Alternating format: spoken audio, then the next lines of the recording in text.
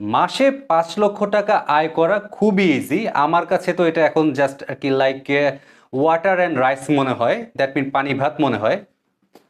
ভাই, সিরিয়াসলি ভাই, এটা সম্ভব? বর্তমানে যে কেউ চাইলে এটা করতে পারে। এই তো মাত্র গত বছর, তখন আমার হাতে কোনো কাজ নেই, আমি একেবারে বেকার, কোনো হাতে টাকা নেই। তো আমার হঠাৎ করে এক বন্ধু পরামর্শ দিল ফ্রিল্যান্স করতে।